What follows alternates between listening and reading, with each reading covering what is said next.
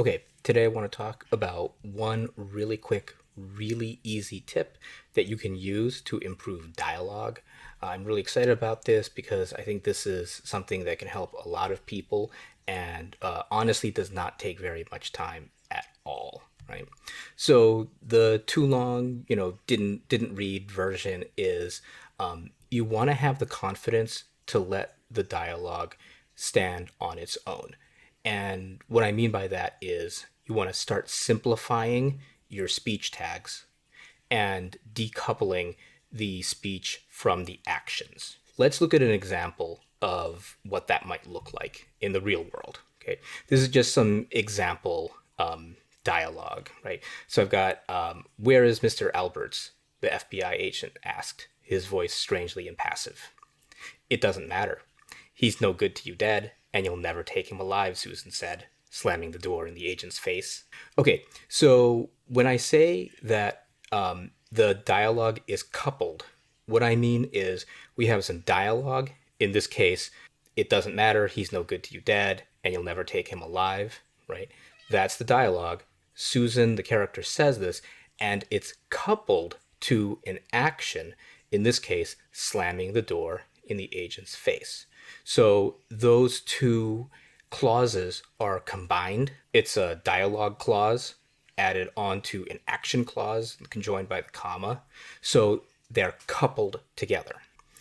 Now, people do this for a lot of reasons, right? One of the main ones is because you connect that action to the dialogue. And then in an author's mind, it feels like, well, I mean, yeah, I want that to be obvious. I want those to feel connected. And then it feels right in the moment when we're writing that because we're thinking about that connection while we're writing. The action and the dialogue feel connected in our minds. So we want that connection to carry forth, to be conveyed in the actual prose that we're writing. The problem is, first of all, this creates a very repetitive sentence structure, right? It locks the writing into a relatively long, a relatively complex structure, and it takes away some of that emotional punch. And that emotional punch can even be more deadened because of the repetitive nature of this kind of dialogue. My experience is that coupling together dialogue and action isn't a problem as long as it's done sparingly. One of the problems that I see a lot of writers have is that they couple all of their dialogue. They couple their dialogue constantly for an entire chapter. And so there, you're going to have that repetitive sentence structure, and getting that sentence structure over and over and over again starts to feel boring because it's just more of that same thing, right? So you get this dialogue and your brain almost starts to anticipate, okay, what's the action that comes along with it? And then you get it, and it's very comfortable, but at the same time, it's not very exciting. So you lose a lot of that dramatic feeling. Shorter sentences in general feel more weighty. So if you want a sentence to feel dramatic, you want to make it shorter, not longer, right? Sometimes that can feel like a little bit strange, but intuitively, I think we understand that, right?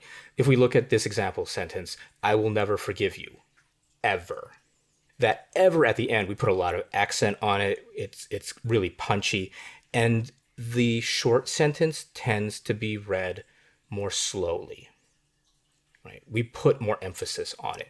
When the sentence is short, we tend to read it out loud as well as internally a little bit more slowly, partly because the punctuation slows us down, right? The punctuation is a sign of pause, it's a sign of stress. So we put more stress onto that sentence that's very short, right? We can think about that in the oh my God. It's so slow, it's so accented, and it's so short. It's really said as three sentences.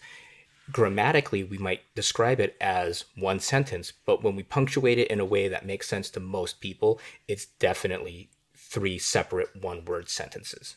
So the consequence of that is that speech left by itself is shorter and it feels more weighty. It feels like it has more consequence. It feels like it has more drama behind it. So think about how you can use that in order to revise. So I've got at the top the original dialogue, and then at the bottom I've got a sample revision. "Where is Mr. Alberts?" the FBI agent asked. His face was strangely impassive. "It doesn't matter. He's no good to you dead, and you'll never take him alive," Susan said.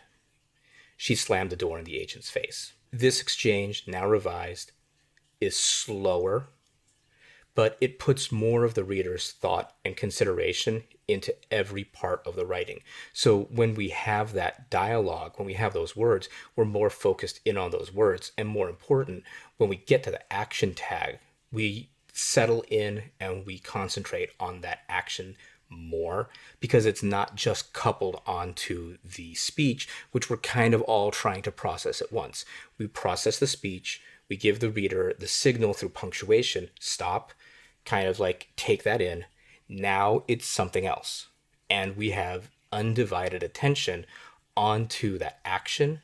So you've got the entire reader's brain power going into that. And it just makes that feel just a little bit more important. Your advantages of decoupling from dialogue are that you can feel more dramatic by slowing things down, and you can open up possibilities in your paragraphing. So if we think about, okay, how is that paragraphing going to give us some kind of advantage? You can think about that in making multiple paragraphs, right? So I've got the example here. I've got the speech at the top, and then we start an entire new paragraph for the action. And that can make it feel even more offset, even more dramatic. You don't necessarily want to do that all the time, but for a really dramatic scene, I mean, possibly slamming the door in an FBI agent's face is going to, in fact, be super dramatic. You might go ahead and do that, right? It's going to be a judgment call. The other advantage that it can get you is breaking up simultaneity. What I mean by simultaneity is that feeling or that conveyance that these two things are happening at once. In the original version of the text, where Susan said, "You'll never take him alive," right? She says that as she's slamming the door. And so as the reader, we're kind of imagining these words coming from her mouth, like literally as the door is closing, right? That we can kind of imagine the door just kind of like just literally coming across like the screen as those words are coming out. Maybe that's what you want.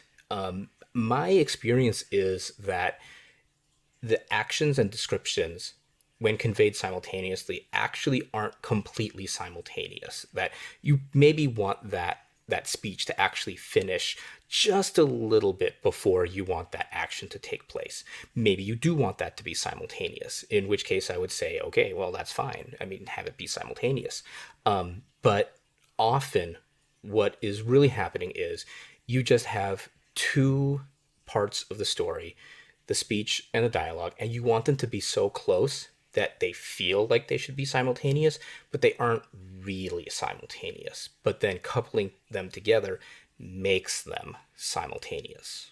Breaking them up can make them a little bit more distinct in time, and that makes it more believable and more important and more noticeable when you do use the simultaneity, because then the reader hasn't become fatigued by it.